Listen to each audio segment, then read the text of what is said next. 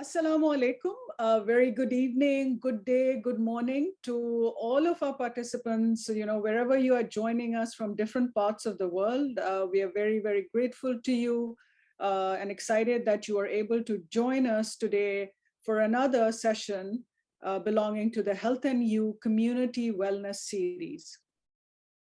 I am Dr. Sohaila Chima. For those of you who don't know, I'm an associate professor of Clinical Population Health Sciences, and I'm also the Assistant Dean for the Institute for Population Health at Weill Cornell Medicine. So welcome everyone. So again, as some of you may know who've been joining our sessions regularly, the goal of this whole series is really to create community awareness about health and disease. And our ultimate objective is to enhance self-care, reduce suffering, improve the quality of life, and increase healthy longevity. So just some housekeeping before we begin. Your cameras and microphones are turned off, so you can use the Q&A feature to type questions or comments. You can also use the chat feature. We will also be able to see your comments or questions if you post in the chat. Questions will be addressed at the end of the session. And just a reminder that this is not a CME CPD activity, so no certificates of attendance will be issued. So we are going to be talking about a fantastic topic today, very, very relevant to our lives, our everyday lives. Everybody seems to be stressed about something. All ages nowadays seem to be stressed. Be it a young child or an adolescent or an adult, and moving on. So it is my honor and privilege to introduce our guest and expert speaker, Ms. Sarah Burshan. So she is going to be talking about how to navigate stress, and the session will focus on what stress is. She'll provide some useful tools, which will help us cope with the stress on a day-to-day basis. So introducing my expert speaker for today, Sarah is a psychologist and learning support specialist here at Weill Cornell Medicine-Qatar. She has a rich tapestry of both professional and personal experience upon which to draw. Before becoming part of the health and wellness team here at Weill Cornell Medicine-Qatar, she completed her education in Chicago, where she gained a Master of Arts in Clinical Psychology with a focus on trauma and a Bachelor of Arts in Applied Psychology. After completing her education, Sarah followed her passion for serving humanity and moved to North Africa, where her activities range from working with refugees and survivors of war to being a production assistant and host of TEDx Tripoli. Prior to joining the WCM-Q community, Sarah enjoyed a role as psychologist in Qatar, where she created and supported training programs for students and held innovative and culturally sensitive individual and group psychotherapy sessions. Throughout her career, Sarah has worked with diverse populations and utilized cognitive behavioral therapy, positive psychology, and mindfulness-based practices, which she continues to do so. Sarah is passionate about providing innovative care and enriching lives. Sarah, welcome to the virtual podium. I'm going to stop share and over to you. Thank you so much, Dr. Sohaila, for the lovely introduction. And I'm really excited to be here today to explore stress. As Dr. Sohaila mentioned, it's something on all of our minds, all age groups. So actually, when Dr. Sohaila first discussed the session with me, she put it in such a wonderful way that I hope will be our overarching approach for today. She just said to me, Sarah, it's going to be like what you would say to your friends or your loved ones when they ask you about stress and how to deal with it. So that's how we're going to be moving forward today, just really having a friendly chat that will hopefully leave you with some meaningful ways to navigate stress. Before we jump in, I'd like to share with you that I do not have any relevant financial relationships to disclose, and I will not be discussing any unlabeled or unapproved use of drugs or products. So this evening, we'll be exploring and discussing what is stress. We'll shed some light on what are some of the causes of stress, We'll also explore the different ways that stress can appear and manifest. And then we'll go in a little bit deeper and explore how it appears for adults versus children. And then finally, I'm not just here this evening for bad news. We'll also be working on how to navigate all of this. So you'll be walking away with some of the techniques and tools to integrate for you and for those that you care for and about. Okay, so stress. What is this big thing that we're all constantly trying to avoid? Well, first, I want to change a little bit the way that we think about stress. Almost always, when we think of stress, we think bad, right? We think it's something that we should avoid. And in fact, that's probably one of the most common questions I get. And it's just, Sara, how can I be stress-free? I actually don't wish for anyone to be stress-free. We all need it in some doses. So we need to shift and really accept that stress is a part of our lives and we cannot escape it. I would totally not be doing you a favor if I was trying to give you like 10 hacks to avoid stress, because truly that's not possible. So it's really important that we accept it and we learn how we can actually work with stress. So stress can basically be summed down to like pressure from the outside that's making us feel tense on the inside. Not all stress is bad. So actually, if we look to our right here, we can see that the American Institute of Stress created this really useful stress curve. So in this curve, it shows us the different levels of stress and the impact on our performance.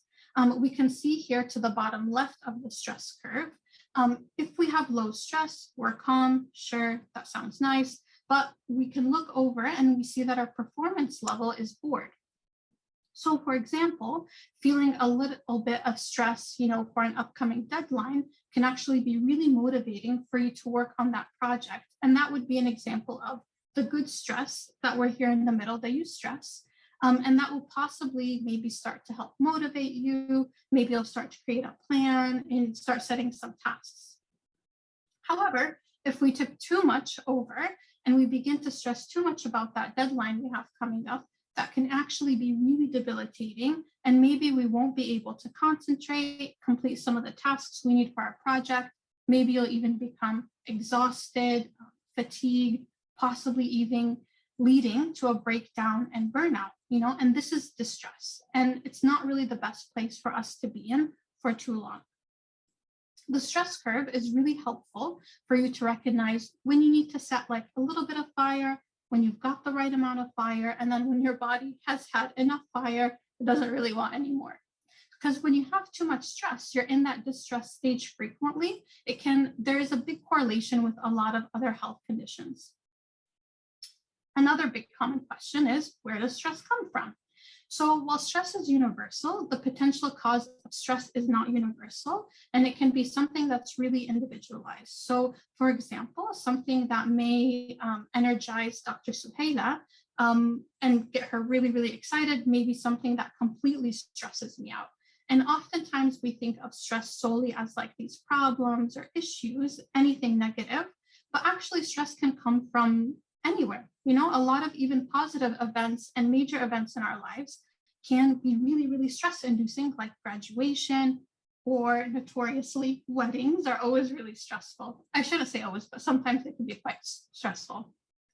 So some things that we potentially cause stress might be, not having enough time to complete some tasks, experiencing a loss, whether it be a personal loss, possibly changes, so like a job change, one that we may have wanted or did not want, financial difficulties, family changes, any changes in the family dynamics, vacations, also another stressful sometimes experience, expectations. So those could be expectations we place on ourselves, or maybe expectations we place on others. And then also sometimes our physical environments can also be causing us some stress.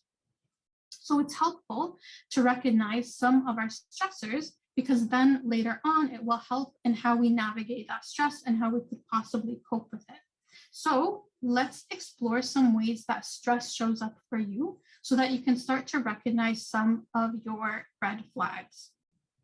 There's a school illustration that I found from Reach Out Australia, and that really illustrates what stress does to the body.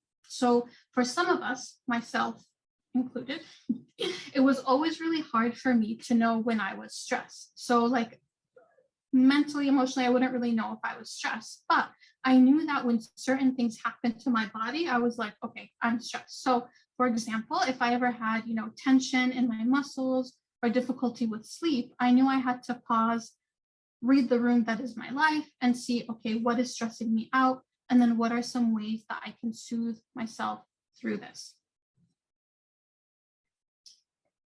Some common ways that stress can impact the body include constantly feeling worried and really kind of unable to turn that worry switch off. You start to notice that you're always thinking about this issue or concern, whatever it is that's coming up for you. There might be some stomach and digestive issues, muscle tensions. You might also experience tension headaches, mental health difficulties, and you might even notice some skin or hair conditions happening for you. So these really are our body's red flags. So what those are is there are these red alerts that something is going on in our lives and we need to pause and we need to look at it, right? Because the more that we ignore our stress and our symptoms of stress, the greater it will become. And then our body will literally just keep giving us these sirens, right? So it's going to turn up the volume to the max and then maybe throw in a few different alarms and red flags for us to consider. So really, it's important for you to take time to recognize your own body's red flags and what are the signs for you that you're showing that you are experiencing stress. And this will be really, really helpful for you in the future to start catching when you are stressed. So we have our alarms as adults that we need to be aware of.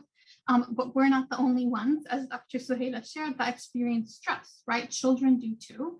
And some of the experiences for children and young people are similar, but just like adults have difficulty knowing when they're stressed, it's like tenfold for children. So, and then sometimes they don't even know what's happening to them. They just experience this thing that's happening to their bodies, and that can leave them feeling very confused and possibly even scared about it.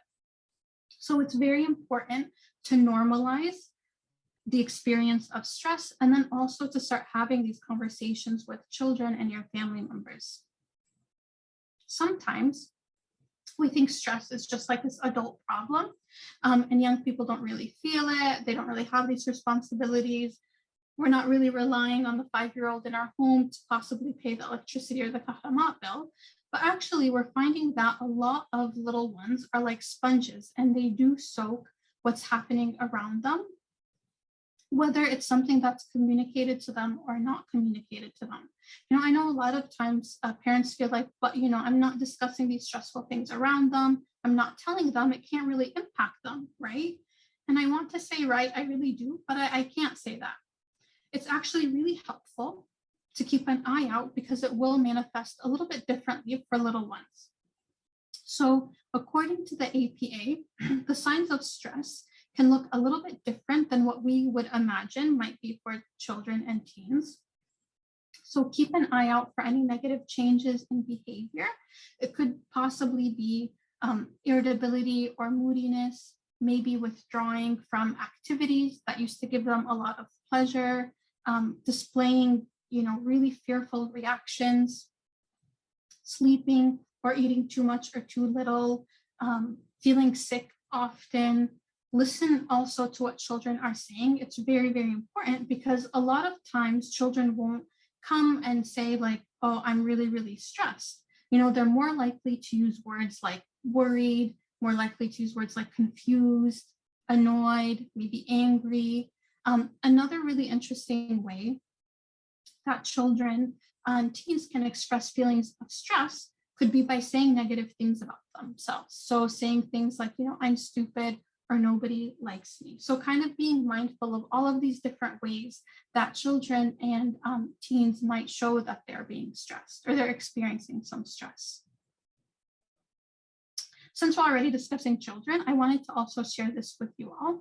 So the Center on the Developing Child within Harvard had this really nifty way of breaking down the various types of responses to stress in terms of young people. And it's really suggested that it's important to distinguish between these three. So the three types being positive, tolerable, and toxic stress. And then again, recognizing for us that not all stress is bad. The positive stress is that normal and important stress to have as part of life. And for our development, it's actually really, really helpful, like we talked about before. So maybe stress might be like trying something new and they're really excited about. I went this past weekend with my husband to a water park, and that was really stressful for me, but I would say that could be a positive stress experience. And then there's also the tolerable stress. And so that's stress that's serious, such as it could be like a loss of a loved one. But the key here with tolerable stress is the child is able to work through that stress because it's buffered by supportive relationships. So the adults or their caregivers in the child's life will help the child adapt, cope, and work through the stress. And then lastly, to round out the chart, there's toxic stress. And that's when a child experiences strong, frequent, and prolonged adversity. And it could possibly be being exposed to violence or neglect, various types of abuses. So the key here is the child is experiencing the stress activation without the supportive relationships. So they do not have the adults or caregivers supporting them in coming up with these adaptive ways to the stress. With children, we really want to be mindful of communicating and being able to provide that support. So some ideas on communicating with children about stress start always with listening. So listening attentively with patience, being open, curious, and really just caring about what's happening. It's really important here that we try not to place any blame or jump like right away into, okay, this is what you should have done, or like, why did you do that? Also, since we're talking about the why questions or how we approach questions, it's always really helpful not to approach questions starting off with why, because that puts somebody into the defensive. Apologies. So being mindful that we don't want to open up right away with why questions, because that will put people kind of like in this defensive mode that we want to be mindful of. Also, brainstorming with your child. So rather than jumping into the lecture role, it may be helpful to be curious with your child. So rather than jumping and telling them, oh, this is what you should do, it kind of gives us the opportunity to be helpful and curious and come up together things together as a team. And this helps in a multitude of ways. It helps for them to learn how to cope with stress. And then it also kind of gives them that sense of like, wow, you know, I came up with this too. It wasn't just an adult telling me what to do. And that starts to kind of build their autonomy and sense of self. And then lastly, we want to be there. You know, sometimes kids don't want to talk or explore. So simply just being a safe space and providing that anchor for them is great. Let them know you're there. You'll respect their boundaries if they don't want to talk yet, but you're always there and you're ready. And this is also a good time to use some coping skills so that you can share, you know what, when I'm down or I'm stressed, this is actually how I relieve it. And this is what I find really, really helpful. So now I think this might be the funner part of the presentation. So something really important to reflect on and about is, since we cannot avoid stress, we need to move away from the idea of wanting to control and change stress. Stress is the impact of a life change, not the change itself. So we want to focus on how we react to the stress. So there are so many ways we can go about navigating stress. And then I just felt it would be most helpful to kind of like loosely break it down into these two main categories. And then we can kind of go from there together.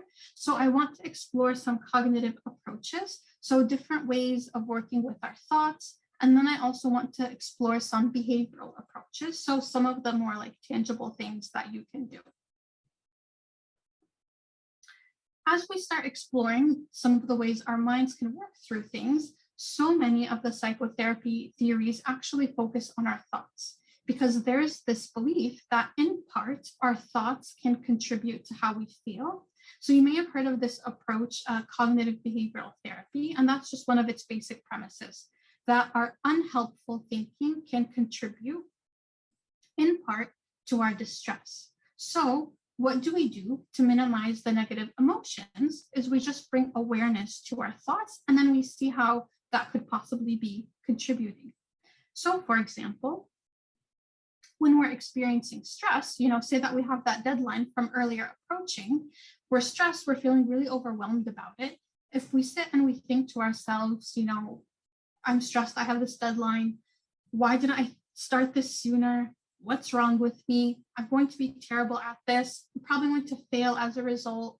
I'll probably get fired. If I get fired, I won't be able to pay my bills. If I can't pay my bills, I'll probably have to relocate, move back home. I'll be so embarrassed and ashamed. And what am I going to tell people? What am I going to tell my family? Sometimes we're kind of like, whoa, that really escalated quickly. But that's actually the tendency of our thoughts. They can really take things to the max. And when it starts with that spiral approach, it really snowballs and it goes there.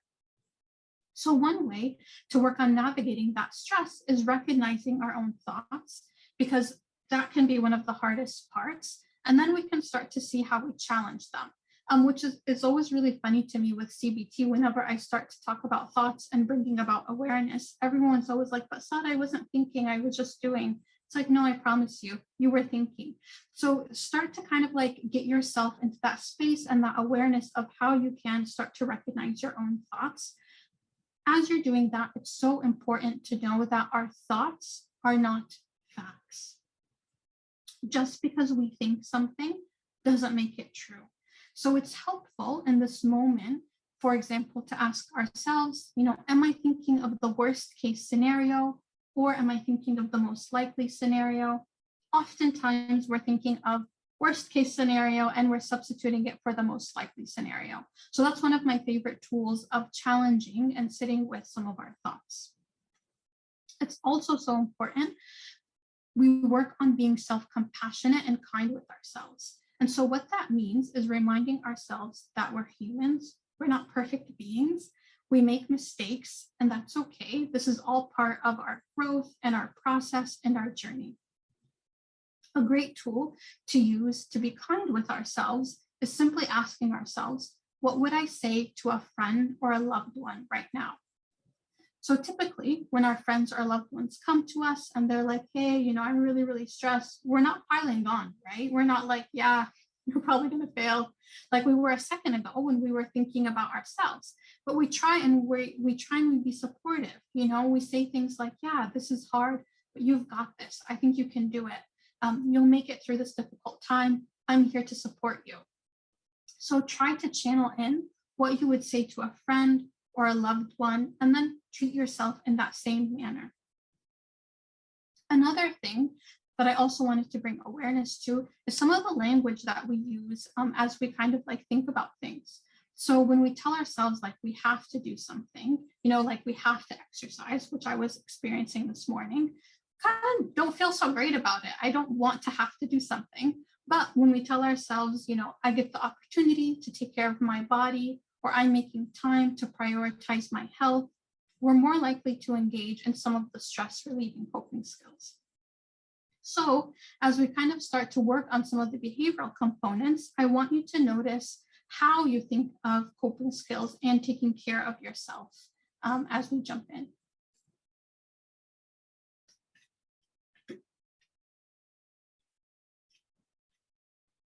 An important thing to always remember is to get back to the basics. So making sure our sleep, nutrition, and movement are a priority.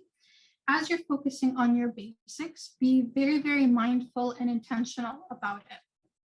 So I have this iPhone, and there's this cool new feature now called Sleep.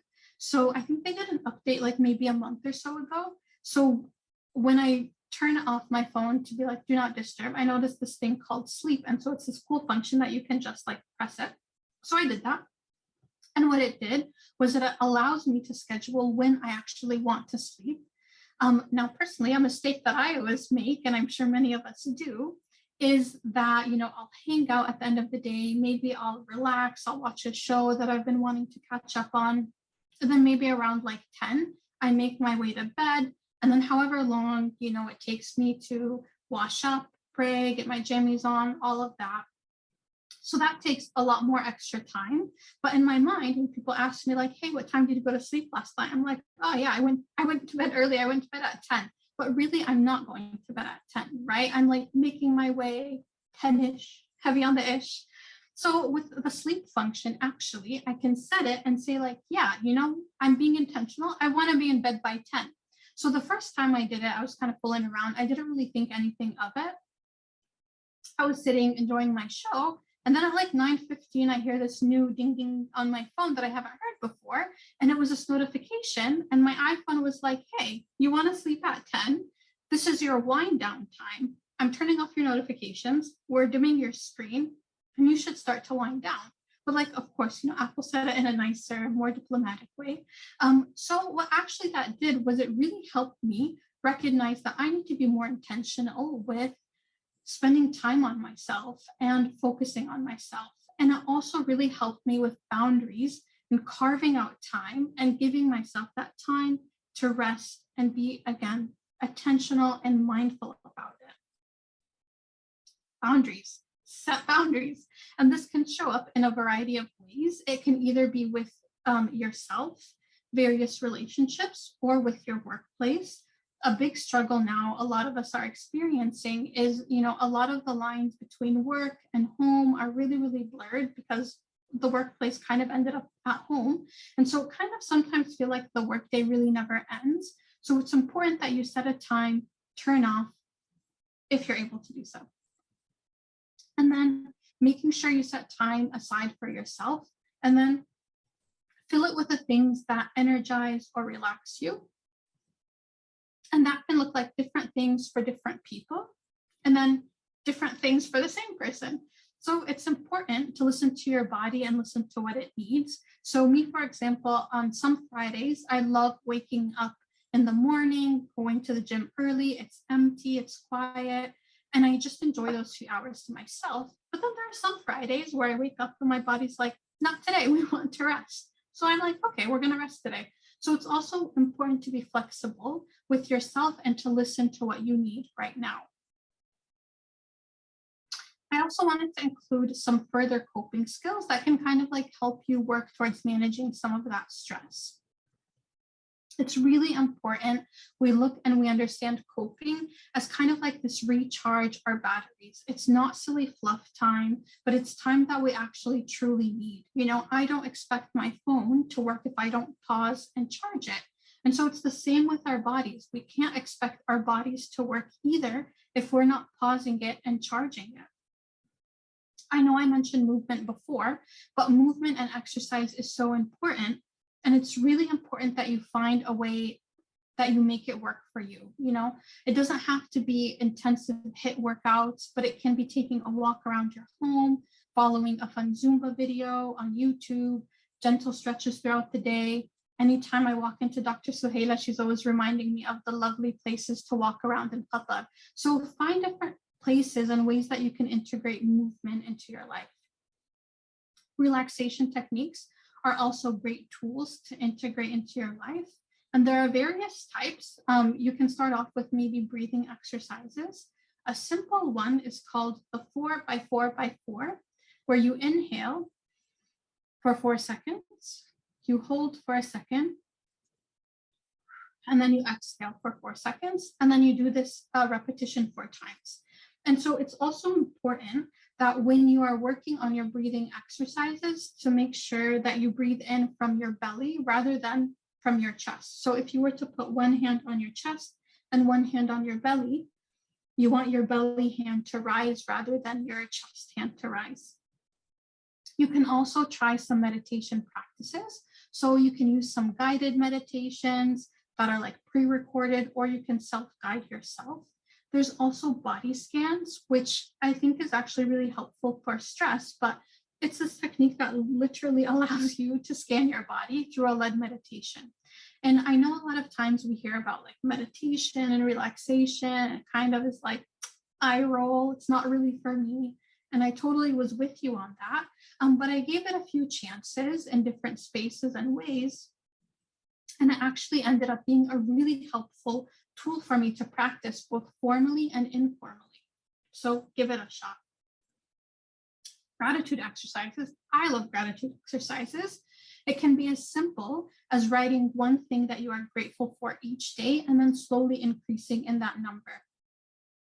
This helps people to take stock and reframe the things around them. So remember a little bit before we talked about cognitive approaches.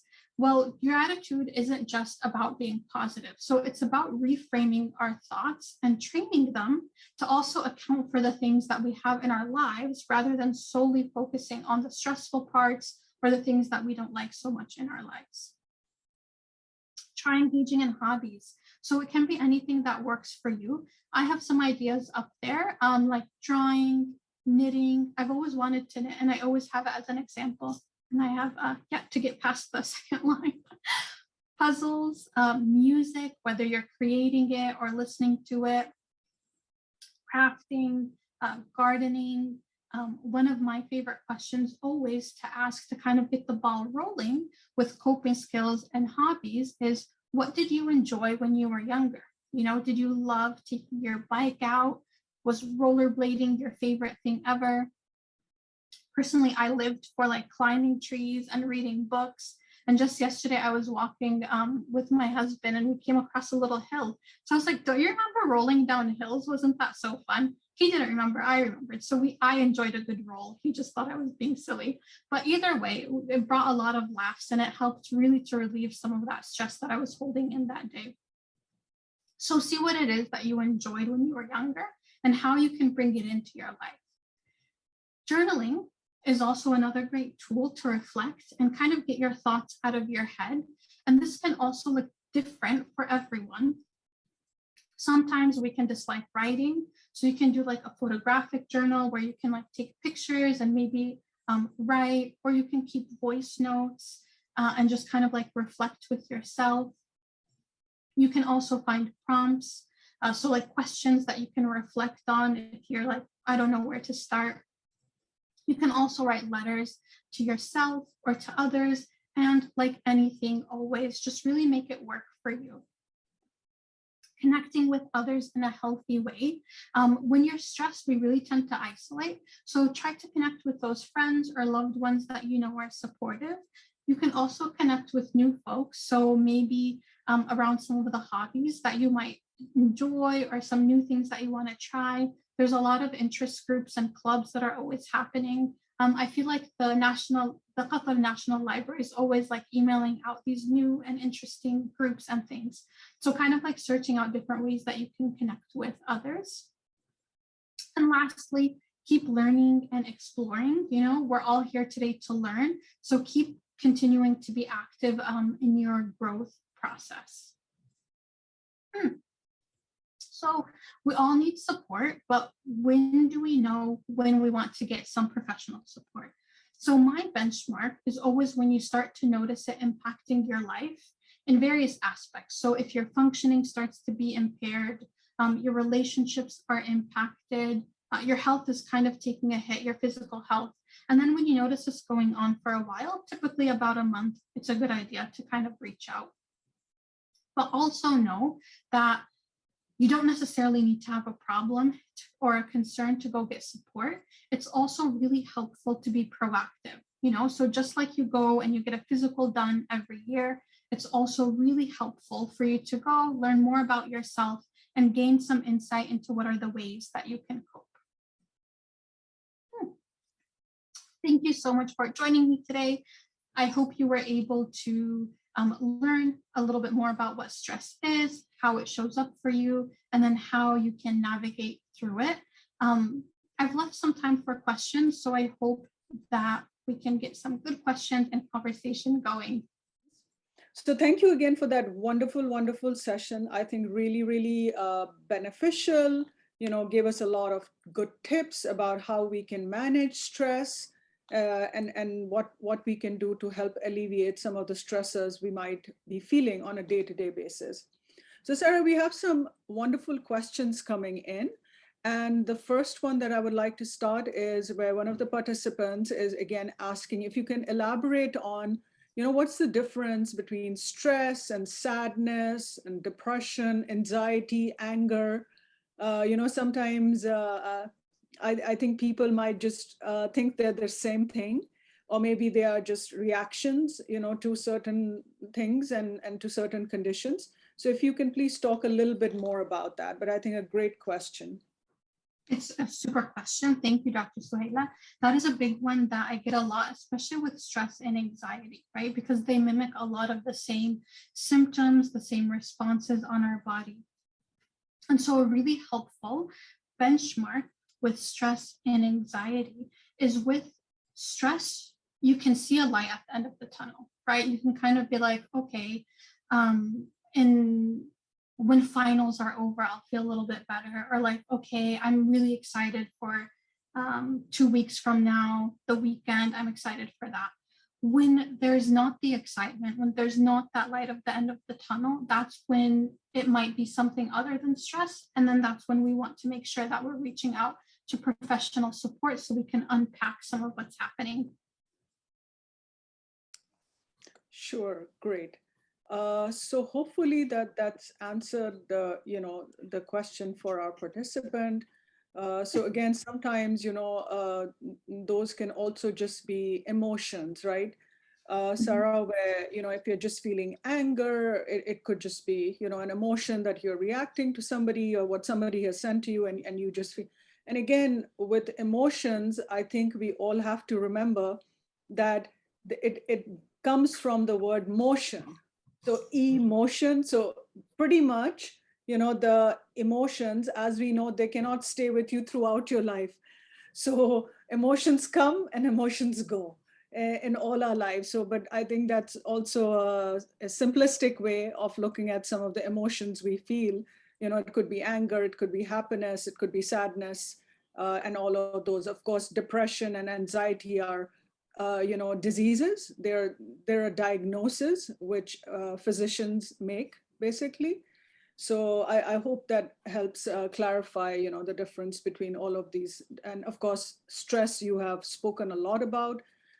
So we're going to go to the next question.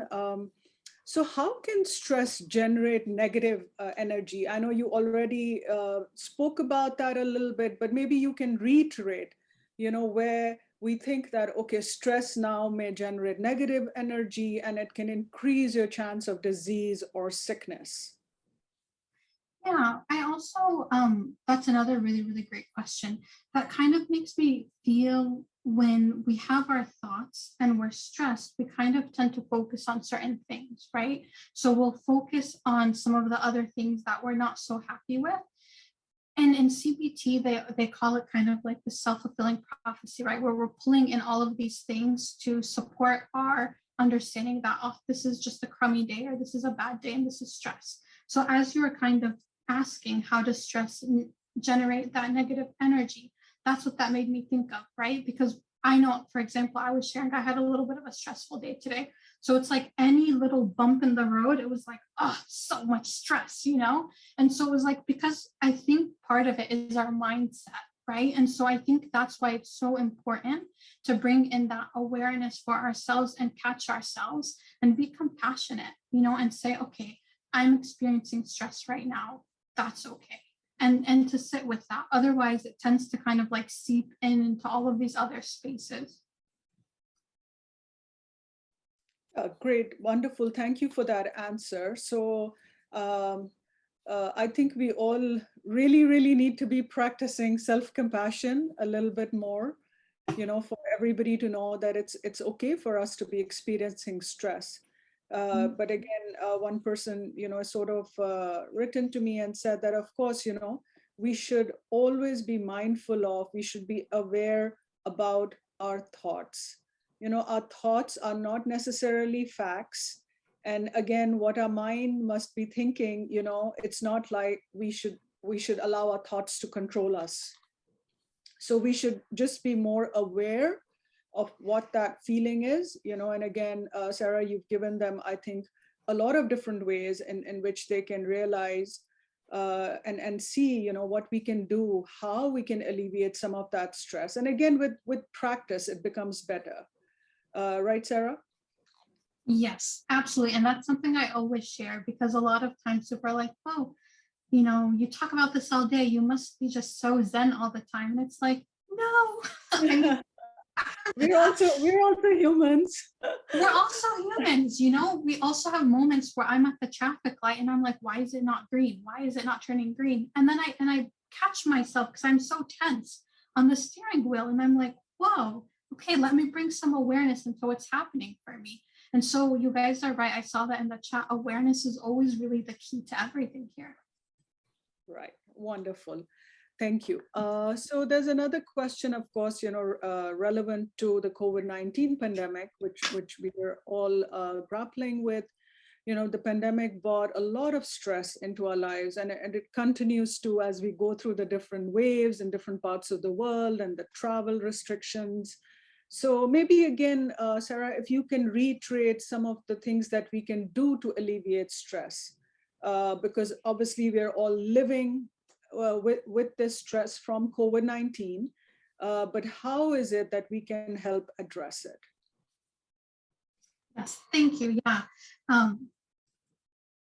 COVID-19 brought so much stress to all of us.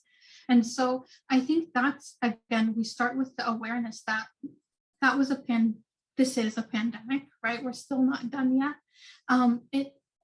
It was such a unique time in the world and in history, and so being really compassionate and kind with ourselves and recognizing, whoa, we survived something, or we're surviving something that's really, really special. One of the big things that I think that happened with COVID-19 and the whole pandemic is that it pulled away our natural stress relievers, right? So like a lot of people are really frustrated. I can't go out, have fun with my friends. I can't go to the movies. I can't go to the gym. I can't get a breather. I'm not, leaving the house. I'm just stuck in this place. And so I think if anything, it really kind of made me reflect and remind myself like, wow, a lot of these small things that we didn't recognize, a lot of these stress relievers that we were engaging in, totally took it for granted, and so it was really helpful to reframe, I think, some of the little things. And then it brings back that importance of being proactive about a lot of our coping skills. I think that's really important, that we don't wait until we're like level 10 stressed and we're like, I'm doing the breathing exercises. Why isn't this working? Of course, yeah, do the breathing exercises. That's helpful. But I think it's important we don't wait until we need CPR. So these are really important things that we should kind of do every day, daily, integrate into our lives, even in small ways. It doesn't have to be like 3 hours dedicated to coping skills and exercise and taking care of our wellness. But even if it's just like 15, 10, 30 minutes, whatever it is that looks for you, even if it's not a set time aside, right? We also talked a lot about skills that you can do throughout the day. We can be compassionate with ourselves throughout the day. I don't need to only be kind to myself from 4 to 5 p.m. No, absolutely. I totally agree. And again, like Sarah, you're saying, I think each individual is so unique. So what might work for you, Sarah, may not work for me, Sohaila. So I think we have to recognize what helps us in these conditions.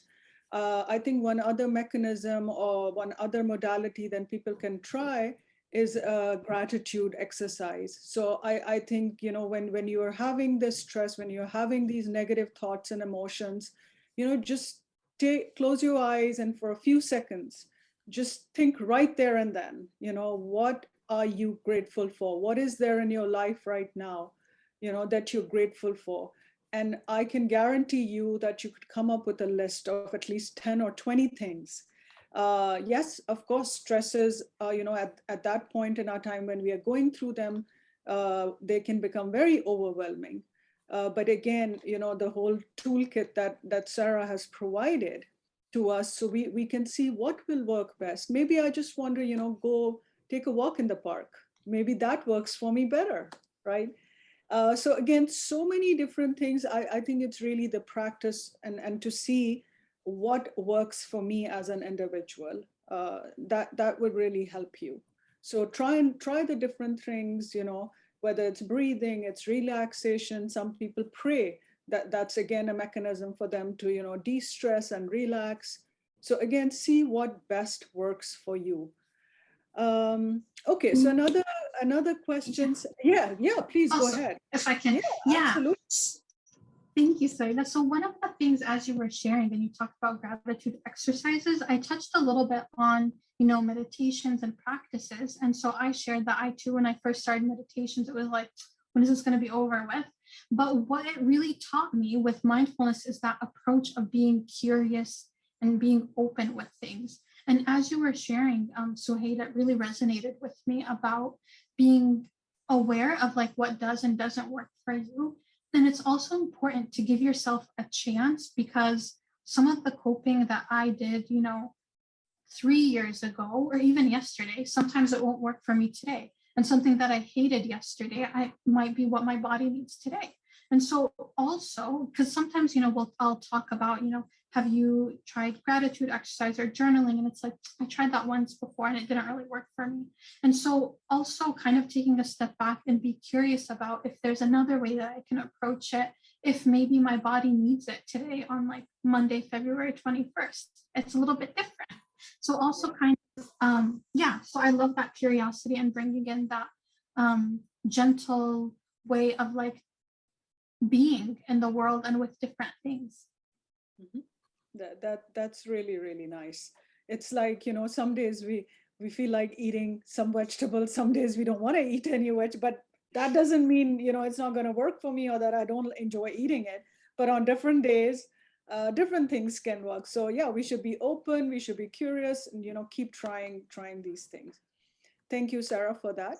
So another question from an attendee in saying, whenever I'm in stress, I start biting my nails and regret it later. And I think this is very common even in youngsters. I've seen, even in adolescents, I've seen college going, students even doing that. So what to do with that? Is there a way of, trying to address that? I mean, obviously it becomes an ingrained habit. It's not like you've developed it just overnight. So what would you say to that? Yeah, so that's a really great example of this is your body's red flag if you are stressed, right?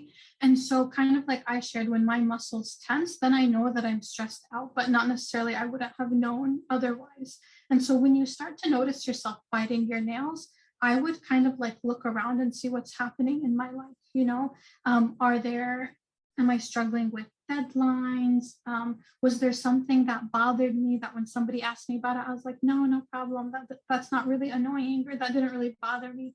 And then I noticed, okay, I'm biting my nails or I'm engaging in this activity. So I think rather than looking at it as solely of this is a behavior that I want to break, I would just kind of look at it as this is my body's way of telling me something. What does my body want to communicate?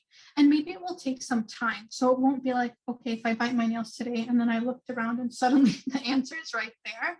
But this would also be another good time to reflect. Maybe journal, maybe jot down a little bit of like, okay, today I noticed I was biting my nails. Maybe I was on my way to a meeting. Maybe there's something that's stressing me out there. So if I rewind and I share a little bit more about my muscle tension story, was I was in grad school and I really liked school. I really enjoyed going. I loved all of my classmates and colleagues, but I noticed that when I arrived, I was like just a ball of tension. And then, I noticed it because I was like, I can't really pick this up. I'm really tense. And so my friend was like, what's going on? And I was like, that's a good question. I don't know what's going on. Let me kind of notice. And so I think over like a couple of weeks, I recognized, okay, on the days where I take in the subway to class, I'm okay. But on the days that I'm driving into class, I'm just not okay. What's going on? And then I started, okay, backpedaling. On some days I'm driving to class, I'm cool. On some days I'm not so cool. Okay, rewind some more.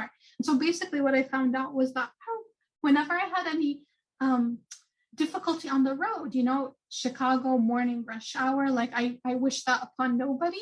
And so that was a lot of what was happening for me, was that tension. And that's what my body was telling me, is that you're really stressed out. This is a really stressful experience for you. What are some of the other options? So then I kind of recognized, okay, I am not meant for driving at 7 a.m. in Chicago. That's okay.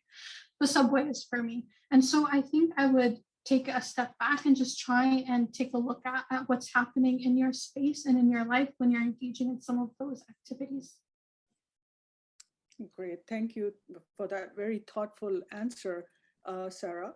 So another question on, like you mentioned in your presentation, that all stress is not bad. So how can we identify that, oh, okay, now this is positive stress and this is negative stress? So can you embellish a little bit on that? Yeah, for me, it's kind of when my body starts to show some of the more longer term stress symptoms, right? So if, for example, if I look back at the water park, I remember as I was walking up the stairs, like my heart was beating out of my body. I was like, I think I'm really stressed out. What's happening, And so that would be a short-term stress. When we went down, finished the slide, that was okay. But for example, my sleep that night wasn't necessarily affected, versus if there's something that is a really stressful, life change experience or something that's really weighing heavily or stressing me out quite more, that would move past that positive stress. My sleep would be affected, my eating would be affected. So I start to see a little bit more of the different symptoms rather than some of those short-term symptoms. Great, thank you, Sarah. So Sarah, we have one more question. I think the attendee is referring to some research, but I'm not sure what research that is, but she's talking about how stress can actually, change, cause changes in the brain. I'm not sure if you're aware of that research, but then she or he is also asking about if there is connection between stress and drug abuse disorders. Have you seen that? That if people who are maybe constantly or chronically stressed, can it lead to substance abuse or drug abuse disorders? Yeah, I'd really be curious about the research on the changes of stress in the brain. And I think there's a lot of schools of thought on stress and then the different ways of coping, right? So some might see substance misuse as a way of coping in an unhealthy way. So if we look at coping, essentially what coping really is a fancy way of saying we're trying to soothe ourselves and we're trying to take care of this ickiness that I don't want to feel right now. So it can either be healthy or unhealthy coping skills. And so some of the unhealthy would be procrastinating, substance misuse, unhealthy eating, outbursts. So a lot of kind of like the traditional things that we think of with unhealthy coping, and substance abuse could be considered one of them. So whatever it might be, the activating event. But I think what we know about research with substance misuse is there's no X is Y, right? There's so many different starting factors for substance misuse. Right. So it's multifactorial. We can't just say, oh, stress is going to lead to, drug abuse. So as we know, a lot of these diseases are, of course, multifactorial. Or if there's a behavior, there are a lot of, factors behind it, risk factors. And, again, our body will try and resist, and it will always tell us, okay, look, this is not good for us and we shouldn't be doing it. And of course, if we have support and people around us, they'll be doing the same thing. So again, it's not a direct cause and effect. So we can't just say that, oh, stress is gonna lead to drug abuse disorders, but it can certainly be one of the risk factors. Okay, so another very, very important question. So it's about, how do you overcome stress related to emotional eating? So I know a lot of us at different points in our life, do emotional eating. I think it's a very important question. If you can try and please help address that, Sarah. Yeah, it is a really important question, and I think it's also been interesting to see the impact of that during the pandemic. It's been definitely a big common concern that a lot have been struggling with. And so with emotional eating, I think it's always important to take a step back and recognize what's happening for you. You know, if we look at that CBT model, we don't just do these behaviors out of thin air, right? You know, it's not a reaction to something. And so if we look at it through a CBT lens, what CBT would be telling us with, if we're having this behavior of emotional eating, we need to kind of like rewind a little bit and see what's happening in our thoughts. You know, how are our thoughts contributing to this? For example, are we telling ourselves, you know, if I eat this, I'll feel better. If I eat this, a big one that happened during the pandemic for me personally was, this is my reward, this is what will make me feel good. And so kind of looking at that thought and seeing, okay, is this helpful, is this not helpful, what are some ways that I can work with this thought? Because then otherwise, if we kind of keep running with the same thought, the same behaviors will come for us. So CBT is telling us we need to channel our thought when we're experiencing that behavior, and then challenge that thought, reframe that thought. Great. Thank you for that answer, Sarah. So another question about, is there a way that we can quantify stress? I think if we have the answer to that, oh, okay, I've reached a level 3, maybe even if we have then a pill for it, right? So sometimes I just feel, yeah, people want basically we try to look for quick fixes also, right? Oh, okay, if there's a pill for physical activity that I can just take and I'm done with my physical activity, we wish it was that easy. So Sarah, is there a way to quantify? Can it be measured? Like, can we give it a level or figure, or how do we quantify it, and how can we monitor stress and then feel that it's being relieved? Yeah, I think with that, it's, there's a lot of different experiences that are so subjective, right? So my level 3 might not be your level 3, might be different from somebody else's level 3. But also I'm kind of like wondering with that question is, if we kind of take a step back, what's the aim for that? Are we trying to validate, like, no, excuse me, I'm at a level 3 stress, everybody should be kind with me today? So I think I would kind of take a step back and look at, where is this kind of coming from? And then lean into that compassionate thing. Sometimes we tend to feel like we have to rationalize this or that. And so I think as we're also practicing compassion with ourselves, it's important that we extend that to others around us. But no, it would be really cool if we could quantify stress and everything in the world. Sure. So yeah, so I think the participant is basically saying we don't want to validate, but try and take preventive action. So again, like what Sarah has listed, yes, you recognize, Sarah, and you can embellish more on this. We all can recognize sometimes cues that give us stress.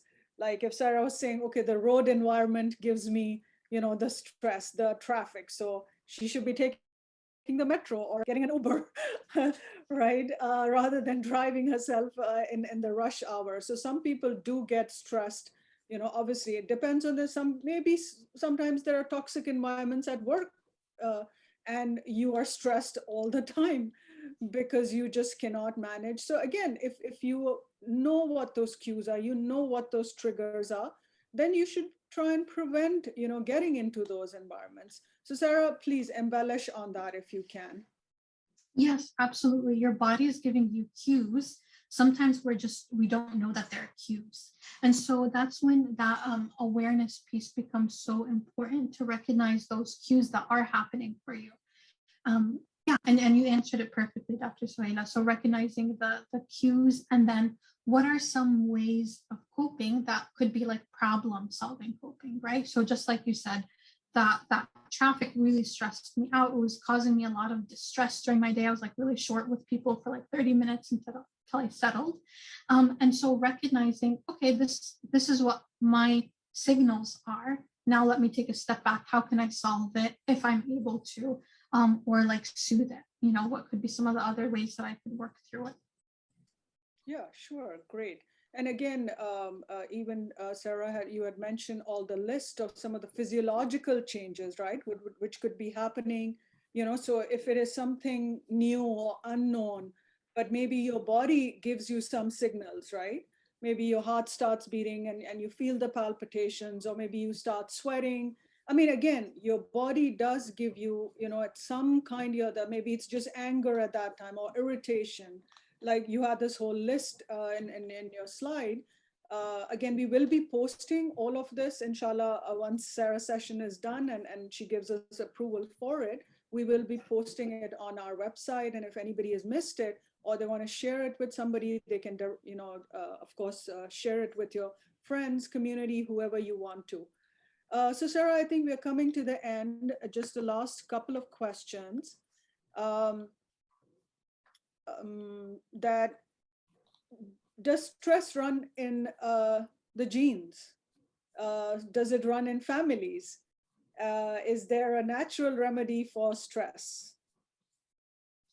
That's a really interesting question. I'm not entirely sure if it runs in genes or it runs in family, but what I do know is we see how stress is dealt with within our families, right?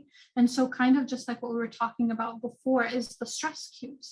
If I'm seeing some of my family members stressed, and then the way that they're coping with it is they're angry, they're yelling, they're doing this, they're doing that, I'm learning, okay, that's what we should be doing.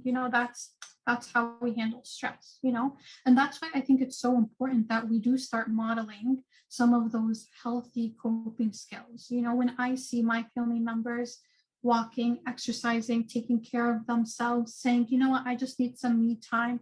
I want to enjoy this magazine. That for me is a cue like, yes, that it's okay when you want to do that too.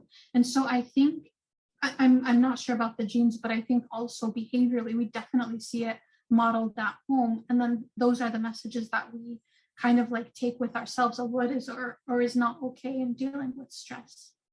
Mm-hmm.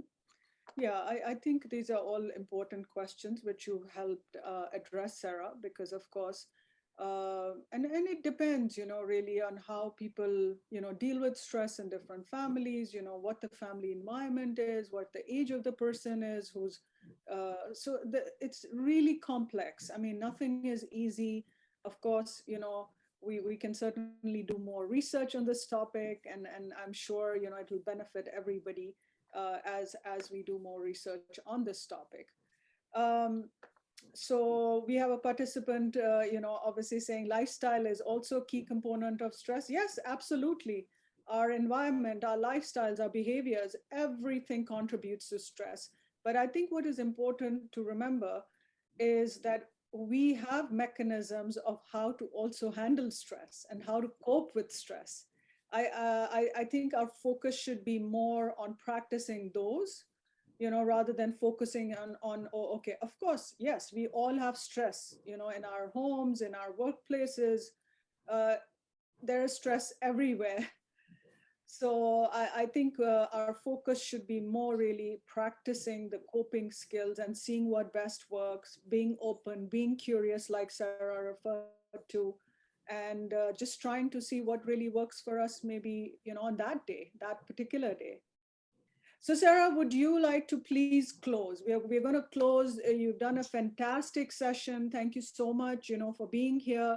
If you want to give them a few tips that they can take away with them from today's session, what would those be? The key pearls, let me put it that way. Mm-hmm. That's a tough one. Key pearls, I would think about, so just like we said, not all stress is bad. Stress necessarily isn't the thing itself, but it's how we're approaching it, how we're engaging with it. And then making sure that we value ourselves, we take time out for ourselves, we take care of ourselves, and recognizing that's not a time waster.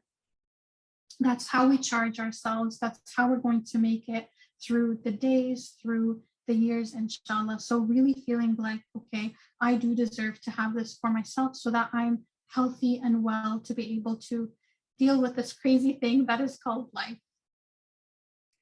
Absolutely. And on that note, Sarah, I would like to thank you again from the Institute for Population Health here at Weill Cornell Medicine-Qatar for doing this wonderful session.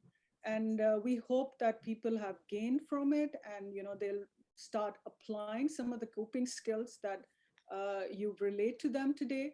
And thank you again for your time. I want to thank all our participants. We have people from all over the world joining us. So thank you really, for joining us. And we are really, really grateful, that you are able to join us for these sessions.